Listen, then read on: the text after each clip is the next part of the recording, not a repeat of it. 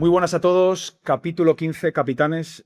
Especial ilusión me hace, no he tenido el placer de coincidir con él en un vestuario, pero creo que es un jugador y actualmente director deportivo que todos lo conocemos. Si os hablo de Miguel Pérez Cuesta, posiblemente para los no futboleros no sonará, pero si os hablo de Michu, creo que cualquier persona lo conoce. Michu, muy buenas, ¿qué tal? Buenas, muy bien, muy contento. Ya, para no estarlo. Michu, empiezo como siempre. Sabes un poco, lo hemos hablado previamente. Lo primero, agradecerte tu tiempo y más en estos momentos de la temporada. Sinceramente, te lo agradezco muchísimo. Pero empiezo como siempre. ¿Qué es para ti la capitanía? Pues si lo tuviera que definir con una palabra, lo definiría con responsabilidad. Evidentemente estás respondiendo a una votación de todos los compañeros y parece sencillo. Bueno, el capitán normalmente, mucha gente dice, esto que lleva el brazalete. No, no, el capitán tiene una responsabilidad tremenda con el vestuario, con el club, con seguramente en este caso con una ciudad. Es el interlocutor, pero es el que tiene que comunicar y sobre todo comerse muchos marrones y salir en momentos más complicados y para mí he tenido muchos y para mí es un ejemplo cuando coincido con uno y ya me infunde respeto, un capitán porque sé lo que eso conlleva y como te digo, ¿no? La responsabilidad que tiene con sus compañeros y también con el club. ¿Te ha cambiado mucho la perspectiva, Michu, de el capitán cómo se ve desde jugador a cómo se ve desde el plano de la dirección deportiva? Sí, sí, sí. Cuando, bueno, yo tuve la fortuna de representar a mis compañeros, de haber sido capitán en diferentes clubes bueno, pues ahora que lo veo desde la otra posición o que me toca muchísimo hablar con ellos, no sabes toda la importancia que tiene cuando eres capitán como futbolista, no sabes esa importancia o esa trascendencia que tiene como cuando lo veo ahora desde el otro punto, con respecto al club, ¿no? Es eso, la responsabilidad que tiene es gigantesca y sí me ha cambiado un poco la percepción porque oye, no sabía, cuando era capitán no sabía lo que llevaba a mis espaldas y ahora lo veo desde la posición del club y oye, es una figura pues que casi tan importante como un entrenador o como un director deportivo. Es la elección y la representación del vestuario y oye, tiene un peso muy, muy grande en muchísimas decisiones. Has jugado en España, en Inglaterra, en Italia, prácticamente en 3 de las 5 grandes ligas. ¿Hay diferencia, sobre todo cultural, en la gestión de la capitanía, en la elección de la capitanía? ¿Has notado muchas diferencias en tu paso por esas 3 ligas respecto a la gestión del grupo, te diría, pero sobre todo respecto a la figura del capitán? ¿O es prácticamente la misma relevancia independientemente del país? Sí, hay algún matiz. En Italia, en Nápoles, que es una ciudad picante y bueno, que viven por y para el fútbol. Te diría que en los países en los que he jugado es la ciudad que más vive por y para el fútbol, por lo que respecta a Nápoles, sobre todo para los argentinos. Em, pero la responsabilidad es la misma aquí en España. Da igual en la categoría, da igual tercera división, que primera división, que máximo nivel, que profesional, que no profesional. Es una responsabilidad tremenda. Y en Inglaterra también esa figura de capitán, infunde respeto por la calle. Puede ser futbolista de máximo nivel del Liverpool, pero otra cosa es el capitán del Liverpool o es ser el capitán del Manchester City. No sé, no solo es el brazalete, la verdad. Yo creo que cuando tuve la oportunidad de serlo, no entendía esa importancia que realmente tiene y ahora viviéndolo del otro lado digo, uf, capitán o sea, tiene que ser un tío de club y tiene que muchas veces anteponer seguramente sus temas personales a temas grupales o incluso tiene que mediar favoreciendo al club. Es una figura muy difícil. Ser capitán es muy, muy, muy complicado y siempre se mueve en una delgada línea, ahora que me toca verlo desde el otro lado, y para mí tienen muchísimo respeto, muchísimo, sí.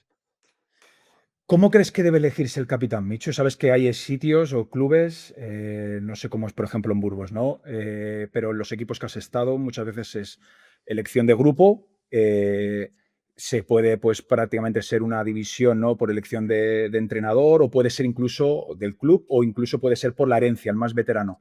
¿Qué opinión tienes? ¿Qué crees que legitima más? Y ahora como director deportivo, ¿no? Te diría, y que tienes más bagaje, ¿cómo desde tu punto de vista crees que debe elegirse ese capitán? Para mí debería ser una votación entre los compañeros. Lógicamente también, como director deportivo, me gusta que el cuerpo técnico tenga su peso también, porque, oye, no deja de ser ahora mismo dentro del campo la figura o la única figura que se puede dirigir al árbitro, ¿no? Entonces, oye, pues hay entrenadores que pues a lo mejor no les gusta que sea un portero porque tiene que salir de la portería, etcétera, etcétera. Y me gusta que el míster también tenga su opinión, pero para mí debería ser una elección porque es una representación de ese vestuario que aquí en Burgos valoramos muchísimo el factor humano. Siempre lo digo como en la posición que me toca ejercer ahora de máximo responsable deportivo, que en Burgos nos podemos equivocar de futbolistas, pueden rendir mejor o peor, que eso ha pasado millones de veces, pero el factor humano para nosotros es absolutamente crucial a la hora de tomar una decisión. Y por eso, sabiendo la familia que son, para mí que elijan los chicos a quién les va a representar durante toda la temporada y durante muchísimas cosas que pueden pasar durante esa temporada, para mí por elección de familiar, en este caso de vestuario. Fíjate, lo dices con la visión de jugador, pero le das más énfasis desde la parte de la dirección deportiva al factor humano. Todo esto en el proceso de contratación tiene mucho que ver para ti a la hora de tomar una decisión con un jugador, ¿no? Para nosotros es crucial, porque el futbolista puedes tener una mejor temporada, una peor temporada, tener más confianza del cuerpo técnico o menos, tener infortunios, yo he tenido lesiones, bueno, pero va a estar toda la temporada aquí, va a estar toda la temporada yendo todos los días a la ciudad deportiva, va a estar en el vestuario todos los partidos, va a sufrir las derrotas y va a celebrar las victorias.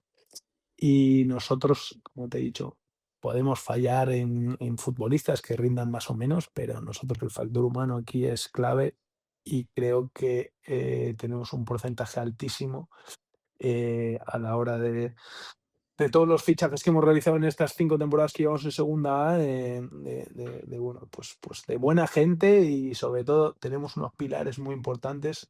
Volviendo al tema de capitán, van rotando chicos y ese factor humano no ha desaparecido del vestuario desde el día del ascenso. Para mí es una de las claves de ahora mismo, por ejemplo, en estos momentos de la temporada, estar ahí arriba. Y en el proceso de la contratación del entrenador, Michu, entiendo, ¿no? Todos podemos ver el entrenador cómo se desarrolla en el campo, cómo juegan sus equipos, pero claro, luego hay que saber cómo el entrenador gestiona de forma interna y gestiona un poco de forma externa. Tú hablabas de portavoz, el capitán es portavoz, pero vemos que los entrenadores hoy en día son el portavoz o el director de comunicación, por llamarlo de alguna forma, prácticamente en cada rueda de prensa semanalmente.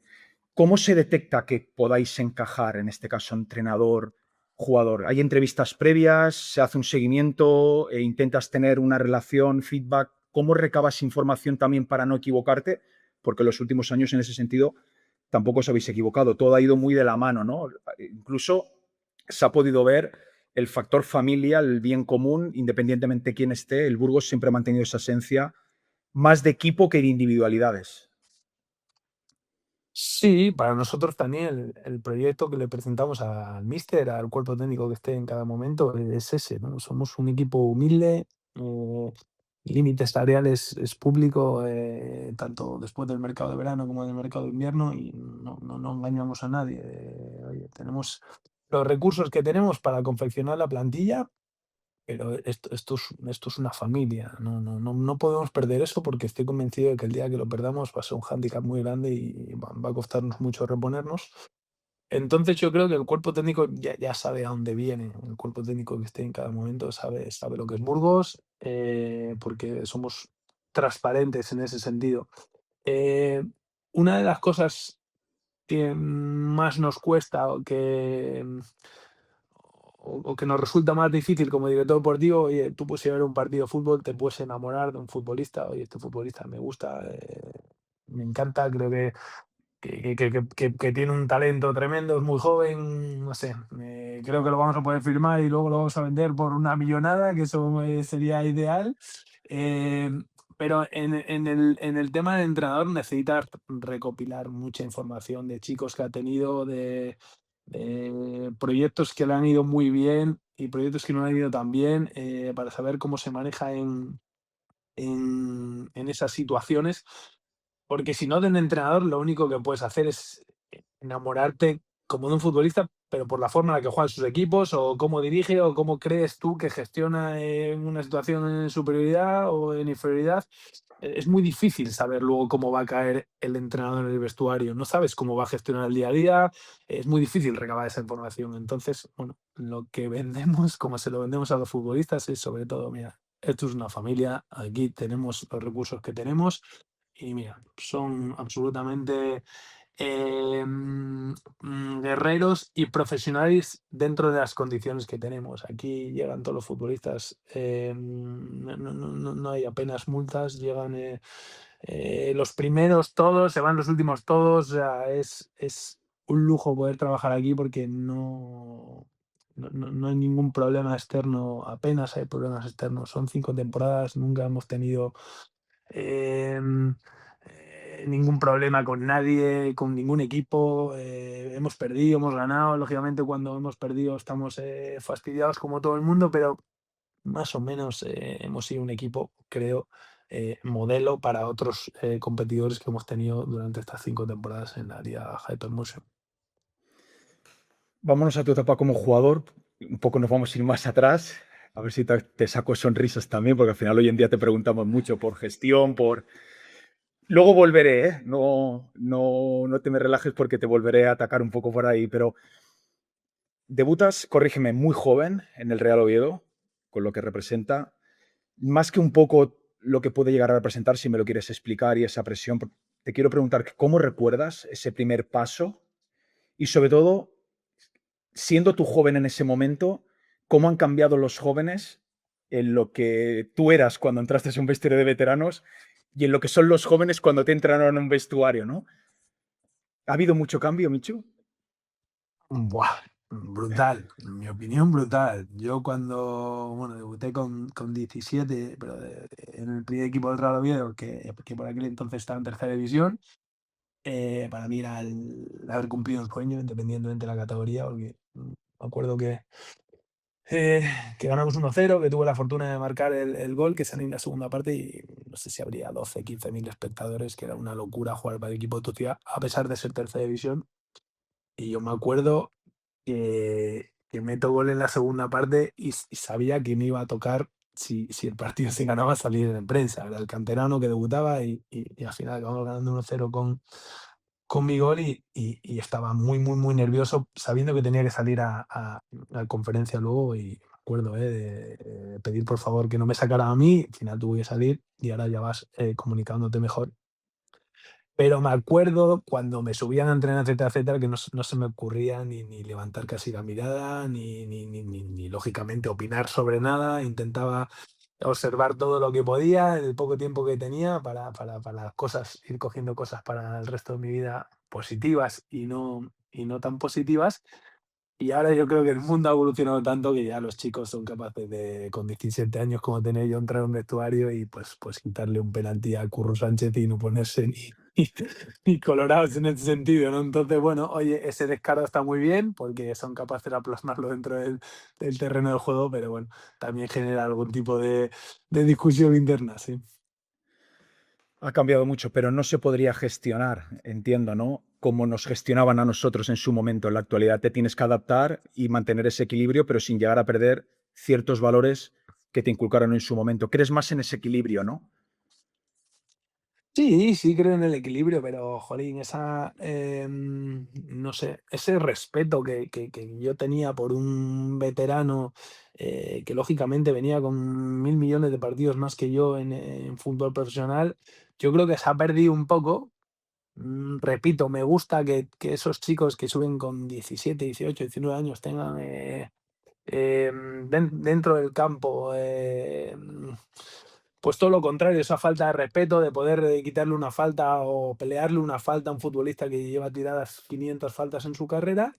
Pero, jolín, esos valores que se tenían, yo creo que, no sé, se han perdido un poco y yo personalmente los echo de menos, ¿no? Porque es la época en la que me he criado y para mí eh, es parte del aprendizaje, ¿no? Saber que, pues que un veterano lógicamente tiene que tratarse antes que tú, tiene, entre comillas, más privilegios que tú porque se lo ha ganado durante su carrera, ¿no? Es la palabra que hablaba como capitán es responsabilidad y para mí los chicos, jolín, deberían tener ese respeto por una trayectoria, ¿no? O por reuniones en las que ha estado de máximo nivel o por situaciones que ellos todavía desconocen, pero que durante tu carrera como futbolista te va a tocar vivirlas. Pues ojalá hay muchos que no, pero descensos, derrotas, pérdidas de títulos, a máximo nivel nunca tienes éxito todas las temporadas, con lo cual ese respeto por el veterano yo sí que lo echo de menos,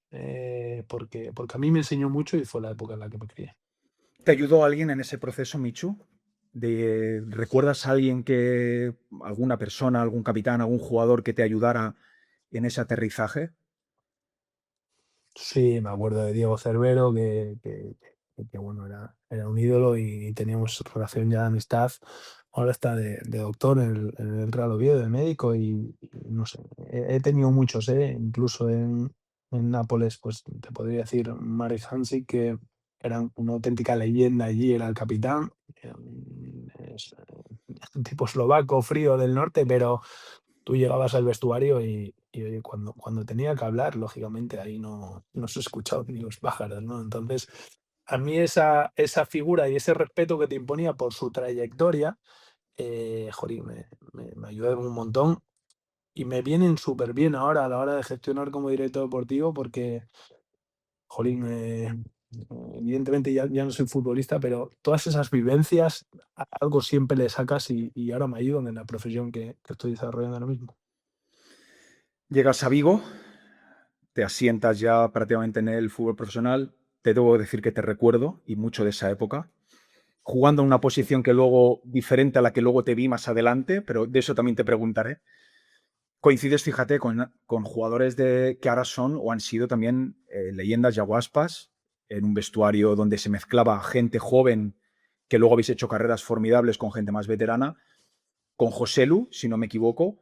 ¿Cómo recuerdas ese primer cambio? ¿Cómo recuerdas precisamente a jugadores como, en este caso, una leyenda como ha sido el propio Yago? Pues, buah, te puedo contar mil anécdotas, pero me acuerdo de mi primer día que llego al vestuario, yo veo a Vigo, al Celta, al filial, a Sí, segunda sí. vez, y la verdad que no le conocía nada, ¿no? Llegó tarde al entrenamiento, llegó con mala pinta, poca pinta de futbolista, porque venía, no sé, era por verano, pues venía en pantalones cortos con las zapatillas desatadas.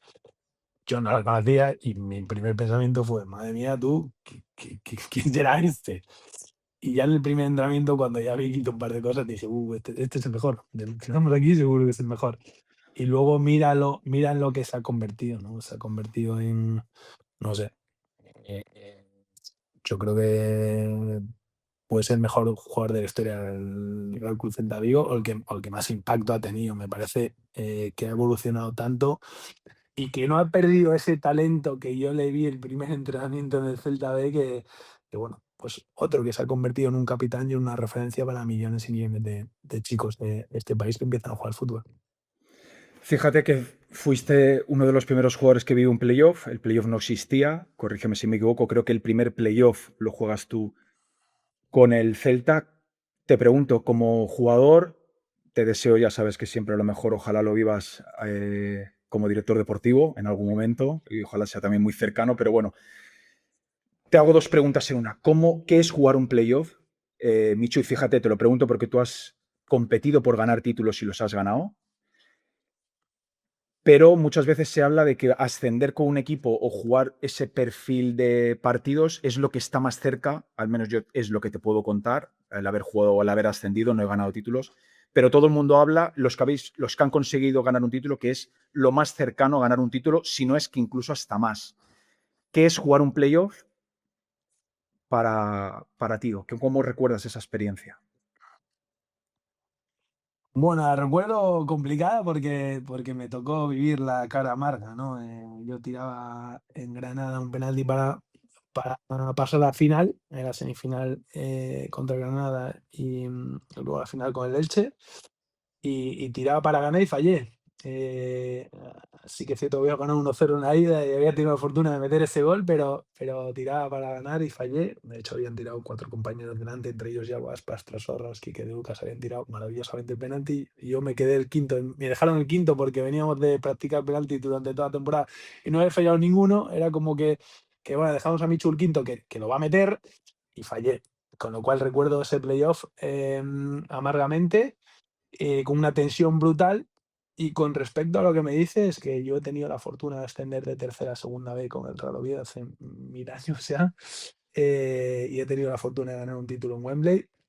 Em, yo creo que me queda lo mejor por vivir, que es un ascenso a primera división, y creo que la estoy visualizando y soñando desde hace mucho tiempo porque creo que es lo mejor o la mayor alegría que alguien puede conseguir, ese ascenso de segunda a primera división, porque a mí me tocó de tercera a segunda vez y fue una auténtica locura lo que pude sentir en la piel, viendo la alegría de la gente en ese ascenso que, repito, era de tercera a segunda B, oye, uno de segunda a primera división, la alegría que puede significar para la ciudad. Creo que no hay título que lo compare. Muchas veces lo he pensado. No he tenido la fortuna de ganar una Champions o ganar una Liga, pero creo que la mayor alegría se puede vivir en un ascenso de segunda división a primera. ¿Qué es? Me has quitado la siguiente pregunta. Michu, ¿qué es tirar un penalti de máximos tres? Yo he sabido lo que es vivirlo en un lado.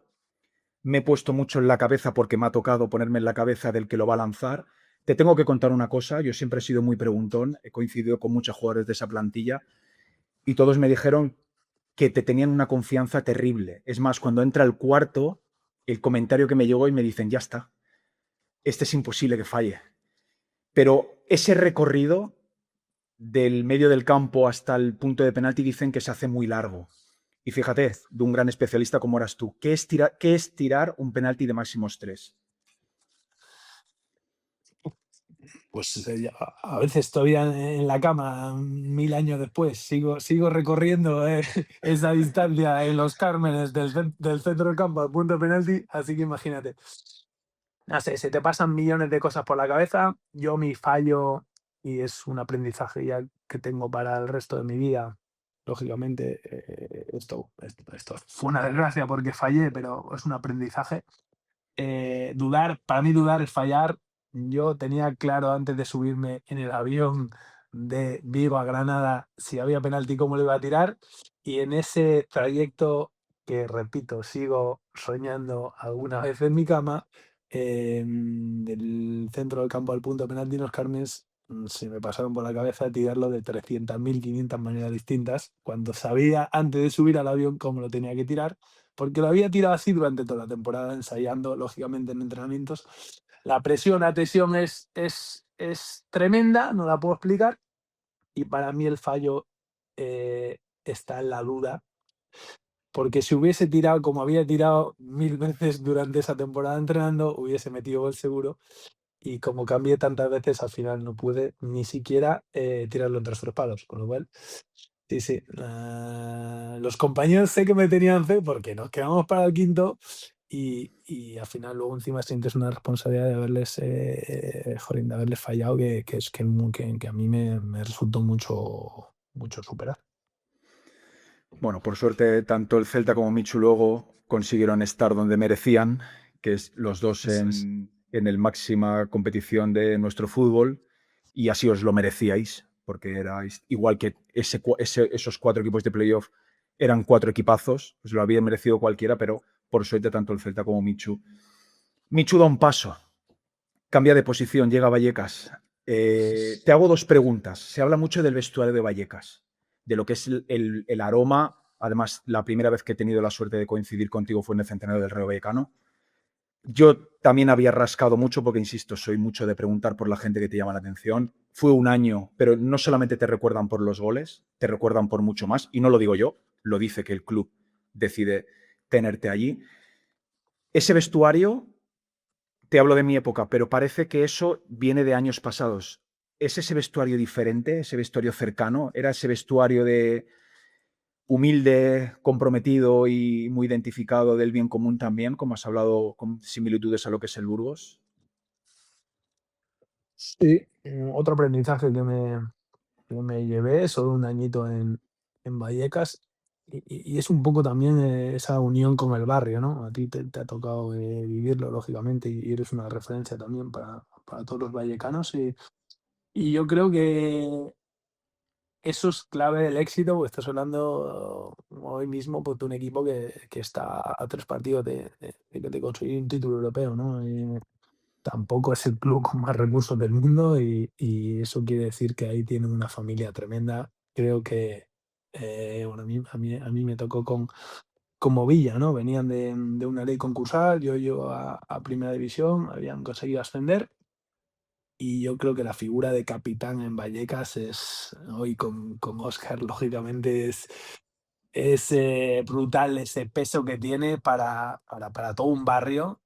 Y yo no coincido con Trejo, pero me hablas de Óscar y a mí me infunde respeto, ¿eh? Y creo que es uno de los capitanes, obviamente también, que mejor va a saber transmitir eso que se vive, como bien dices, o que se respira o que se huele en ese vestuario en Vallecas. Para mí, clave absoluta del éxito, la familia que tiene ahí. Lógicamente, como todas las familias, pues algún día con algún roce, lógicamente, como todas, pero esa esencia, si no la pierden nunca, al Rayo Vallecano es muy difícil que no siga en primera muchísimos años con esos recursos que tiene.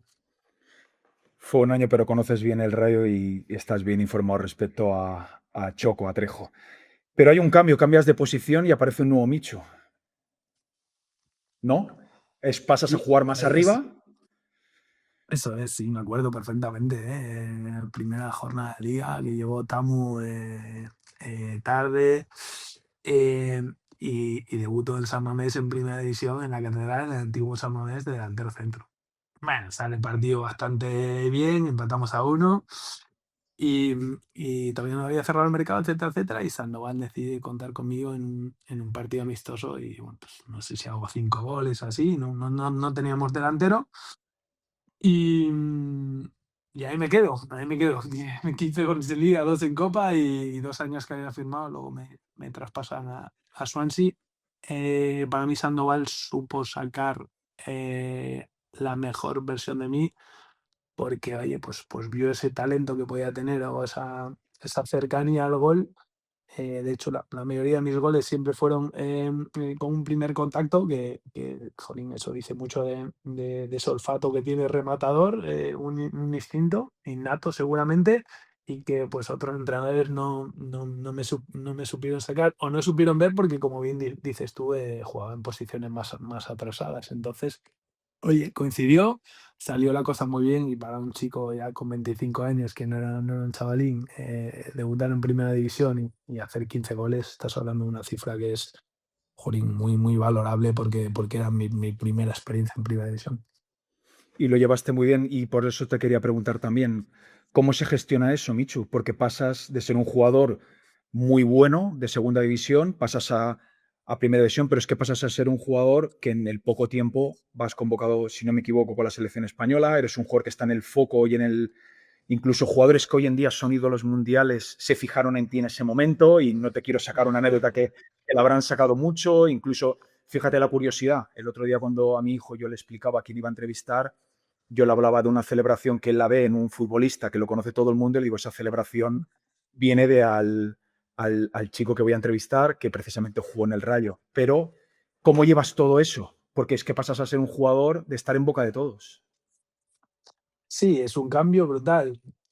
la fortuna que tengo, esa llegada tardía a Primera División, porque repito, tenía 25 años, ya venía con un bagaje de clubes, grandes como Real Oviedo, como Real Club Celta de Vigo.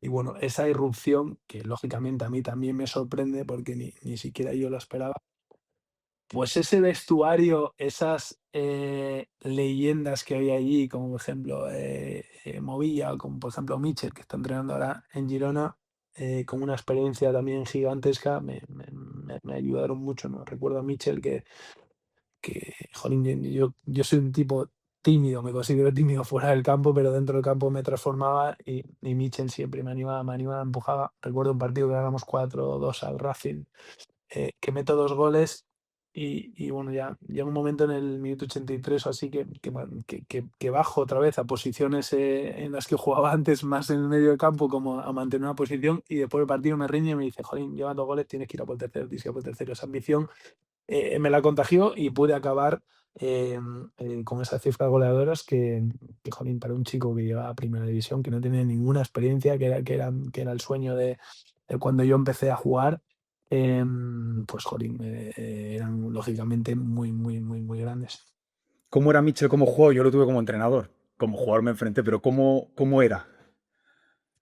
Buah, tenía una zurda que no sé, tenía un guante, ahí tenía un guante, pero siempre se preocupaba por los chicos jóvenes, un capitán, lógicamente, con todas las, letras y en mayúsculas, y que a mí, que repito, no era un chiquillo ya, me ayudó un montonazo. Ahora está haciendo una labor absolutamente espectacular en Girona y, jolín, clasificando, hace no mucho a un equipo también con recursos, limitados, que yo me he enfrentado muchas veces en segunda, pues a jugar toda una Champions League. Vas a Swansea, sigues en línea ascendente, ganas títulos, vuelves a estar, que creo que es cuando llega ese proceso de ser convocado con la selección. Pero te voy a hablar de los procesos de adaptación, Michu. Y esto tú sabes más que nadie porque lo tienes en cuenta ahora que tienes que contratar jugadores, lo has vivido en distintas ligas como futbolista. Sé que al final vas a un sitio donde había mucho español también, pero ¿cómo uno se adapta tan rápido a una liga que en ese momento aún era mucho más diferente de lo que hay ahora entre el fútbol español y el fútbol inglés? Bueno, caí de pie también en Vallecas, He tenido fortuna, lógicamente la fortuna hay que buscarla, pero caí de pie porque, llegué tarde, fue un traspaso del Rayo a Swansea, yo empecé la pretemporada en el Rayo con Paco Gémez y luego me traspasaron.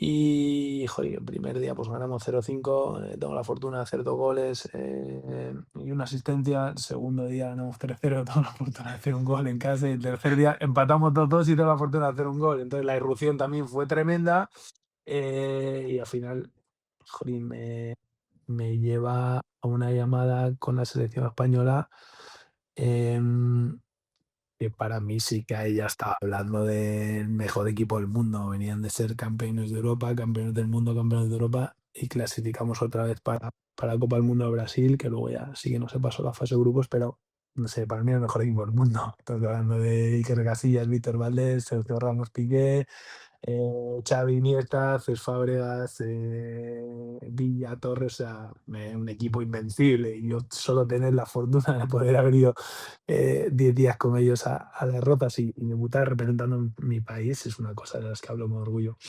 Eh, a mí no me costó mucho el cambio en Swansea, porque es una ciudad pues, muy parecida a Oviedo, donde yo era. De hecho, cuando me busco, me meto en internet a ver a dónde iba, porque evidentemente no lo conocía, sabía que era una ciudad de Gales, pero no lo conocía. Y cuál es mi sorpresa cuando dice que es la ciudad más húmeda del Reino Unido.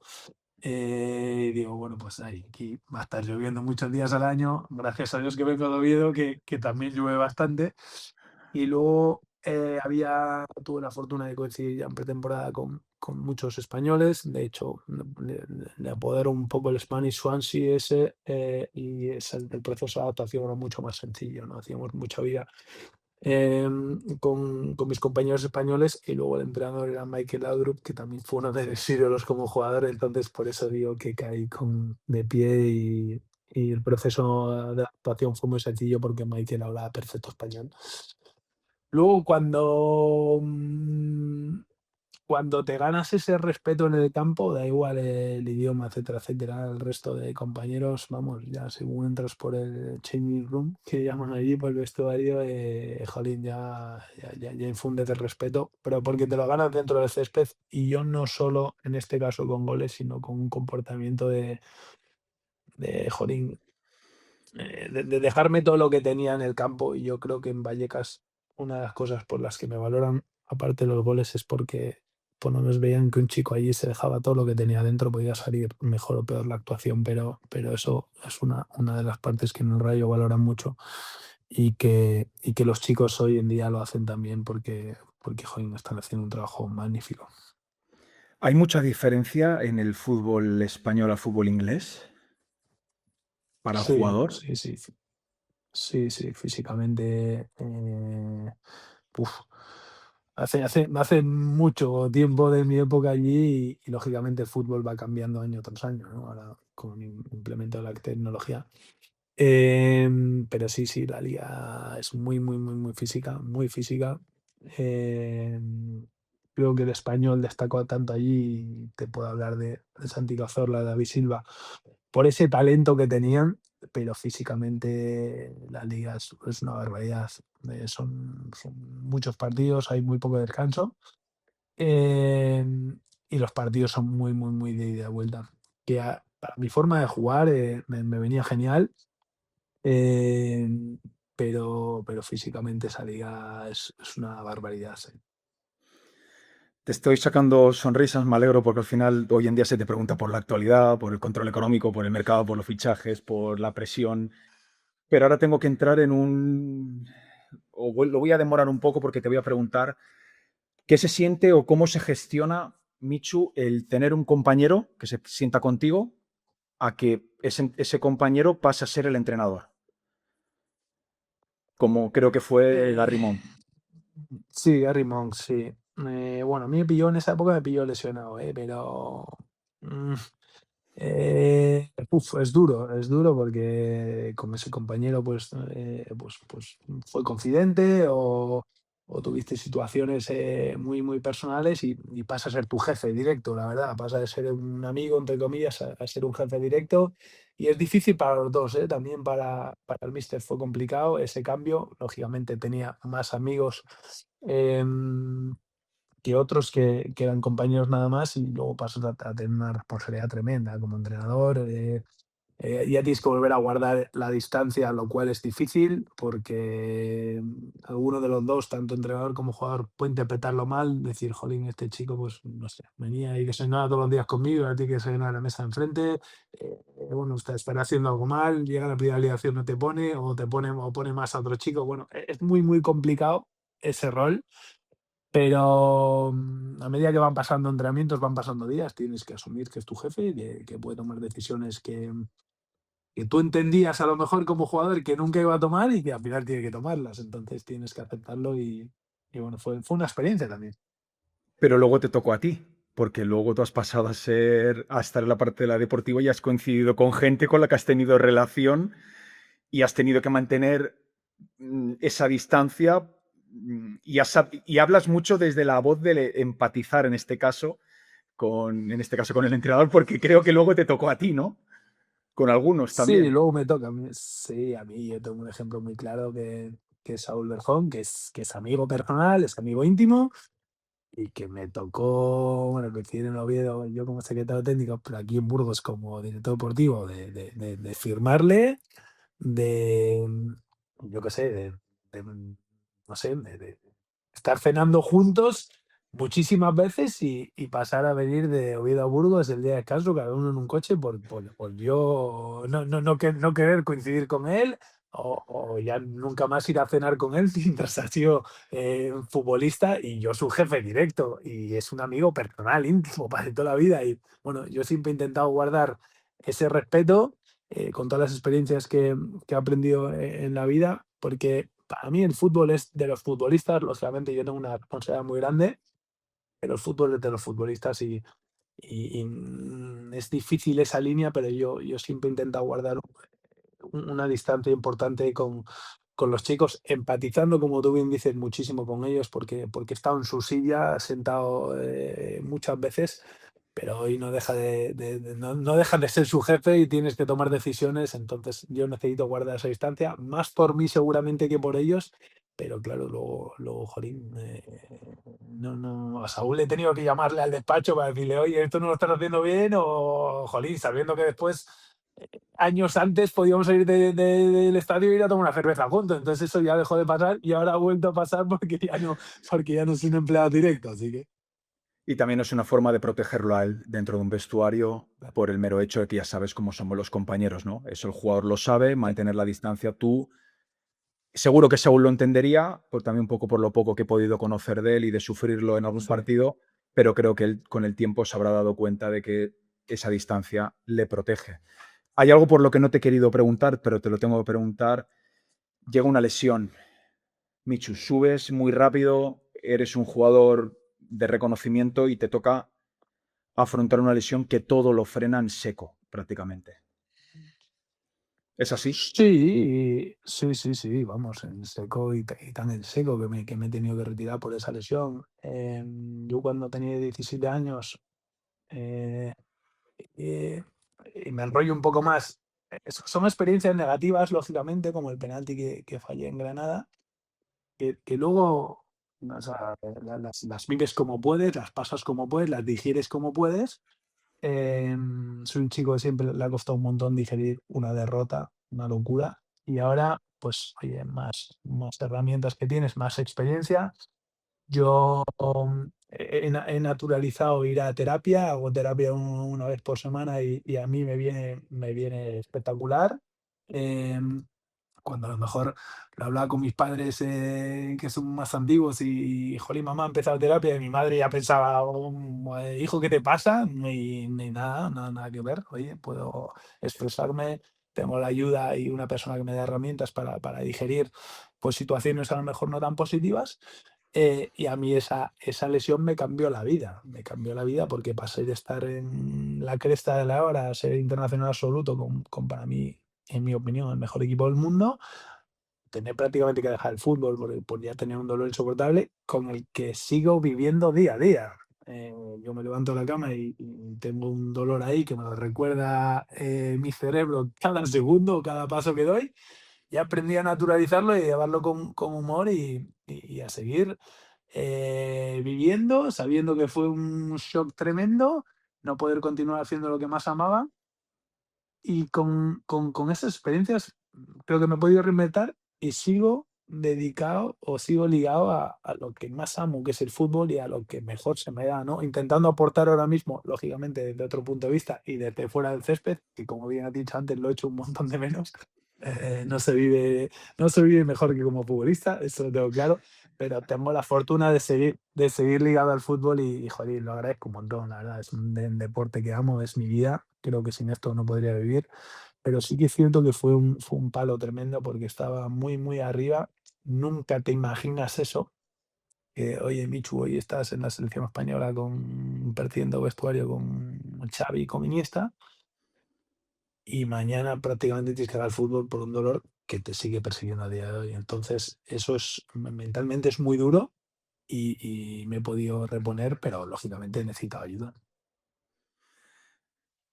No quiero incidir mucho más en esto, luego lo intentas, ¿no? En Nápoles, luego vuelves a tu casa además ahí vuelves a coincidir con gente que me habló maravillas de ti y creo que has explicado, ¿no? La frustración que te generó durante ese tiempo. No vamos a volver a incidir un poco en esto, pero si te pregunto, el breve paso por el fútbol italiano, que encima tienes que aceptar de ir a un grande de Italia y no poder cumplir la expectativa posiblemente de volver a ese máximo nivel.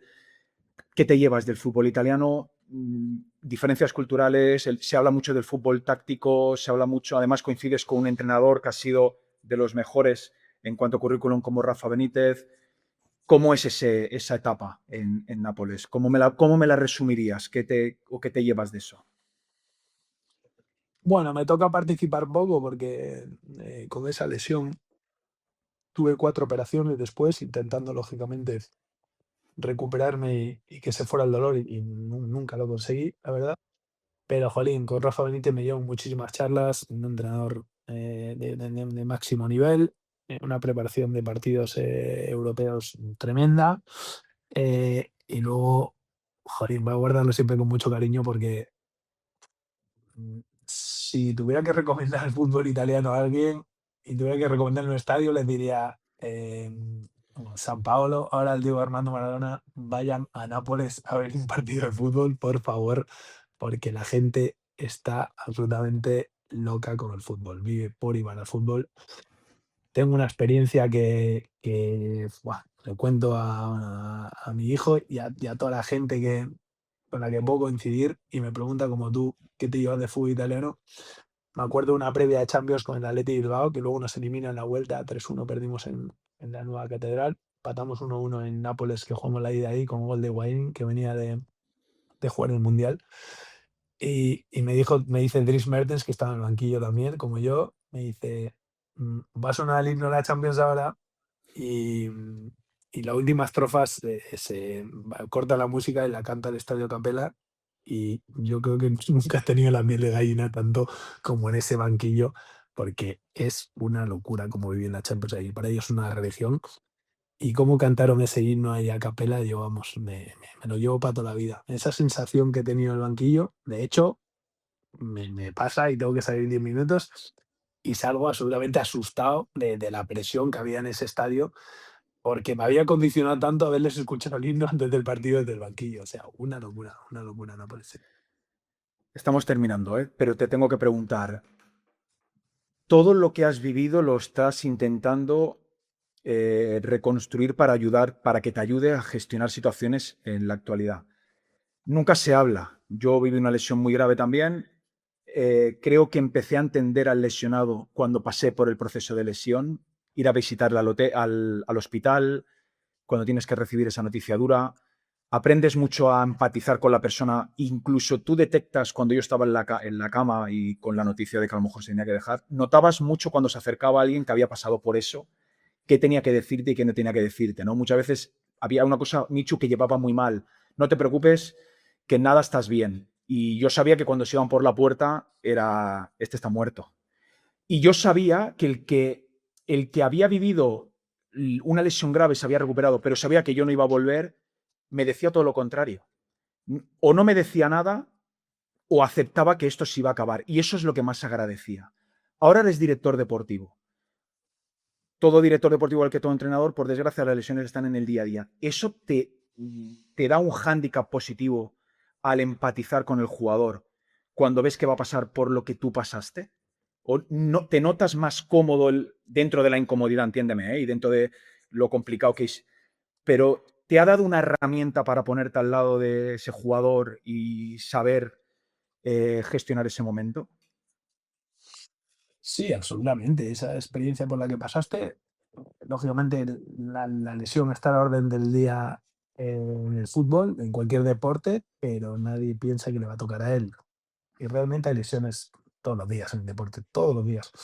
Hay lesiones más graves y menos graves, más duraderas y menos duraderas, pero a mí me tocó vivir una por la cual me tuve que retirar de forma prematura, porque no esperaba retirarme tan joven, yo me sentía bien, un chico que se cuidaba. Y entonces ahora, lógicamente, desde mi posición, pues siento que los chicos me escuchan más porque me ven caminar por la ciudad deportiva con un dolor en el tobillo y dicen, este chico sabe por lo que ha pasado y sigue pasando por eso. Entonces, voy a quejarme yo por una rotura de fibras o voy a quejarme yo por, no sé, una sobrecarga. Lógicamente, mira cómo va Michu caminando, ¿no?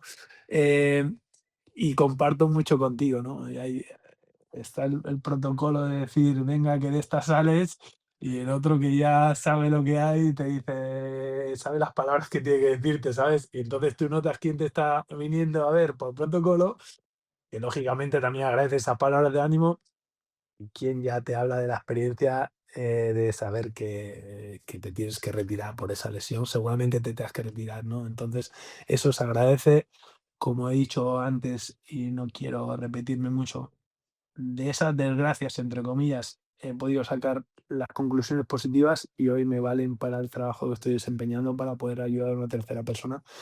que yo creo que es el mejor legado que puedes dejar a alguien, ¿no? Oye, pues esa experiencia que tú tuviste, sobre todo en situaciones desafortunadas, porque cuando la cosa va bien es mucho más sencillo, en situaciones no tan buenas, poder dar esa herramienta o dar ese consejo, dar esa opinión desde la experiencia, noto que, que la gente inteligente pues me escucha más y se lo quieren llevar también como ellos como aprendizaje. Fíjate, yo entraban los compañeros y era seguro que venga, que seguro que no es nada, que luego...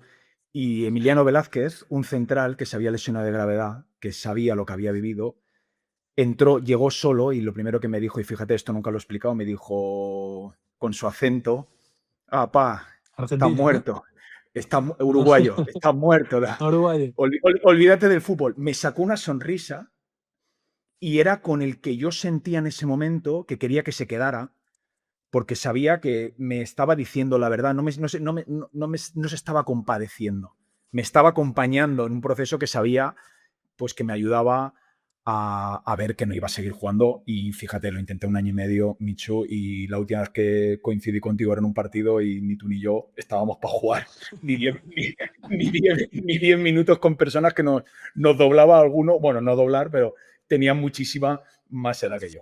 Te pregunto por la transición.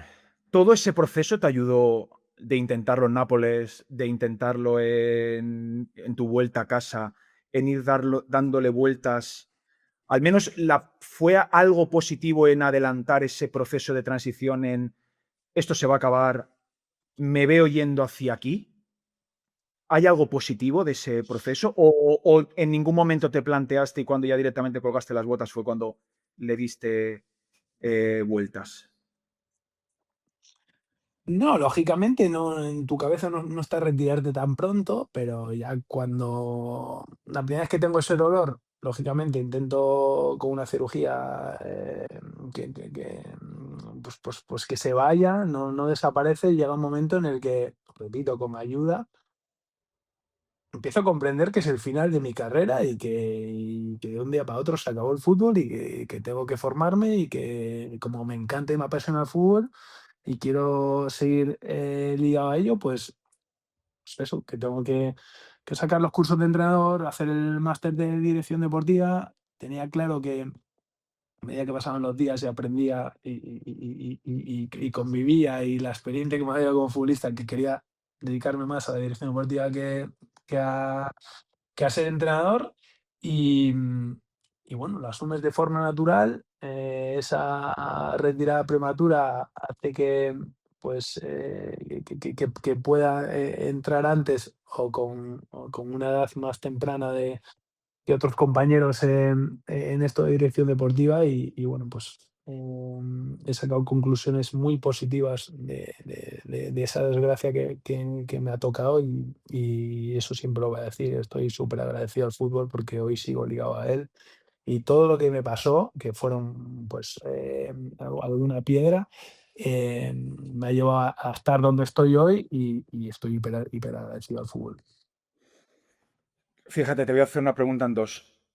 Ahora hay el Burgos, buen momento y un equipo, pues bueno, que cada año va cumpliendo pasos. Está el Castellón, Swansea, coincides con un jugador que ahora es entrenador del Castellón. Si ahora te ves con él, eh, en la etapa de Swansea, ¿os hubieseis imaginado en algún momento Michu, director deportivo en el fútbol profesional, Pablo, entrenador de un equipo que además también marca tendencia muy particular, muy especial?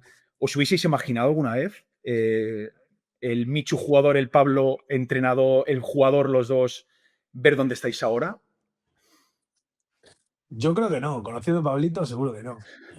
Todavía estuvimos el otro día ahí en Castalia y, Por jolín, eso te pregunto, no te quiero preguntar cómo fue el reencuentro, cuándo os na- veis. le tengo, le tengo un respeto tremendo, me parece que está haciendo muchos méritos para también en un club con recursos limitados estar peleando ahí arriba. Le deseo obviamente lo mejor.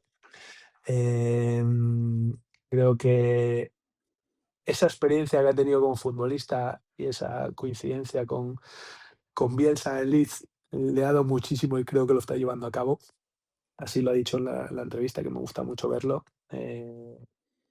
no sé, yo creo que no nos hubiéramos imaginado ninguno de los dos ni estar como estamos ahora mismo el Burgos, ni estar como está el Castellón, él como máximo responsable, entrenador, y yo máximo responsable como director deportivo, y me alegro muchísimo que te va bien porque es uno de los compañeros de los que guardo un grandísimo recuerdo, que tiene un grandísimo corazón, Pablo.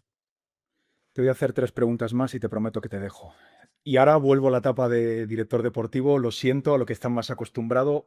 Has hablado del factor humano, has hablado de cómo presentas el proyecto y cómo en tu cabeza está construir un equipo, partiendo de la familia y de la persona. Pero el Burgos, y sé un poco que me vas a explicar que esas limitaciones te llevan a mirar el fútbol de inferior categoría, me refiero a inferior como primera ref, segunda ref. ¿Cómo se detecta ese talento? ¿Cómo se acierta en ese talento? ¿Y cómo es ese trabajo? Y si al final priorizas por ese jugador nacional que conoce el fútbol o si no, uno no va al extranjero porque también hay un factor de adaptación que ahora mismo por las circunstancias en las que estáis, pues decidís sacar jugadores del fútbol no profesional, ponerlos en el fútbol profesional y que el equipo cada año eh, rinda y sobre todo esos jugadores están encontrando escalafón en el... ¿Cómo se detecta ese talento o cómo es ese proceso, Micho? Bueno, nosotros dentro de los recursos limitados que sabemos y somos conscientes, que también nos ayuda un montón, porque sabiendo las limitaciones que tienes, pues te hace agudizar otro sentido, ¿no? Como bien dices, la primera ref y la segunda ref para nosotros es una categoría importantísima. No es fútbol profesional, pero hay chicos que han demostrado aquí, tenemos un caso muy claro, que es el de Sancris, incluso ya con una edad importante, que vino 2 años a Burgos y acaba en primera división, viniendo de Linares. Y bueno, el talento, a mí soy un apasionado de los datos físicos, que es muy difícil conseguir esa información en categorías no profesionales. Bueno, intentamos agudizar más el ojo o adelantarnos en situaciones sabiendo que en muchas ocasiones estamos yendo a la guerra con un tirachinas, pero nos está yendo bien y poco a poco vamos mejorando. Tenemos una secretaría técnica liderada por Oscar, que le estoy muy agradecido, que es un chico burgalés, y la verdad que es muy, muy, muy, muy bueno. Y hoy ahí nos adelantamos a situaciones, que el ejemplo de Sancris, pero también hemos tenido muchos otros que acaban en primera división. Para mí verlo en primera división es un orgullo como director deportivo haber apostado por él, o de los pocos clubes en fútbol profesional que apostaron por él, y luego verlo en primera división para nosotros es un orgullo. Y es una situación que nos hace saber que realmente estamos trabajando bien, y que categorías no profesionales hay futbolistas que puedan acabar en primera y pueden incluso crecer más rápido de lo que lo está haciendo Burgos. Y la última te la tengo que hacer. ¿Qué es el Burgos para el que no lo conozca? Yo ya te he dicho muchas veces que es uno de los estadios que me gustaría poder visitarlo porque desde que ha vuelto al fútbol profesional el ambiente es, te apetece ver fútbol. Pero ¿qué es el Burgos para el que no lo conozca y qué es para Michu el Burgos teniendo en cuenta que tu carrera como director deportivo ha ido de la mano de este club? Bueno, yo, para la gente que no lo conozca, diría que es una familia. Yo lo siento así porque estoy dentro, por eso te contesto a la gente que no lo conozca.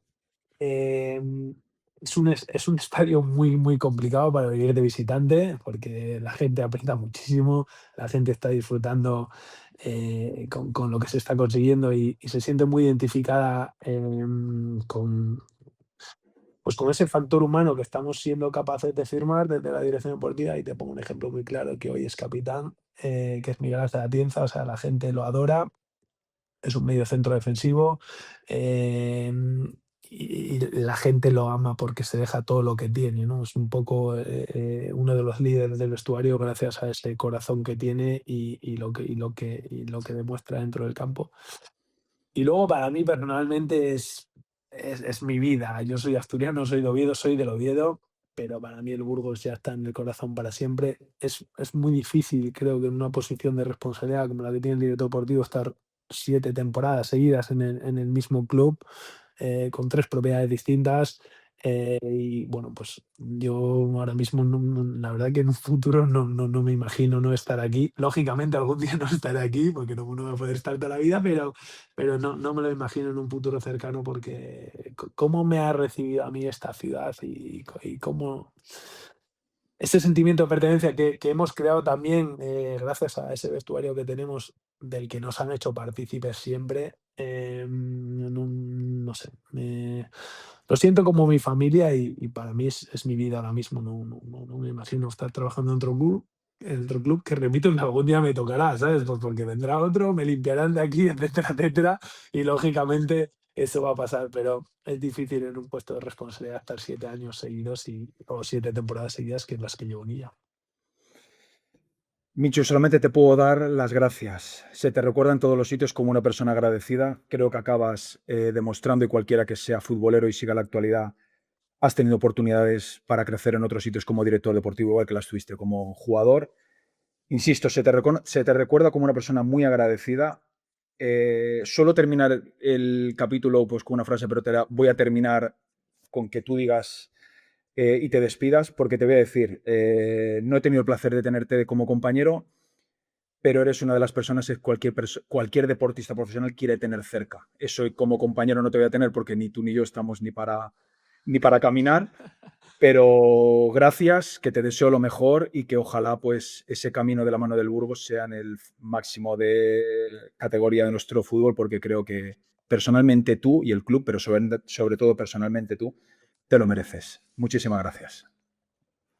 Pues te agradezco a ti y la verdad que mira, yo no he tenido tampoco la fortuna de coincidir contigo, pero cuando el 100% de las personas habla bien de ti en este caso, es una de las penas que me llevo y seguramente nos podamos hacer amigos en un futuro si coincidimos más. Em, pero yo creo que el mayor legado que puede tener una persona es que la gente habla bien de ti. Lógicamente, con algunos chicos o compañeros tiene más relación o menos, y de ti habla maravillas todo el mundo a nivel humano, que es lo que yo creo que en Burgos hoy nos está dando ese éxito que se puede ver desde fuera, con un ascenso, con muchas permanencias y ahora más cerca de primera división que de primera red. Y yo creo que es ese legado que puede dejar, ¿no? El humano y en el factor que nosotros aquí nos fijamos. Así que agradecidísimo y me tenéis para lo que queráis. Pues hasta aquí el capítulo 15, el factor humano. Michu, mil gracias. Ya está todo dicho. Un fuerte abrazo, amigo. Un fuerte abrazo.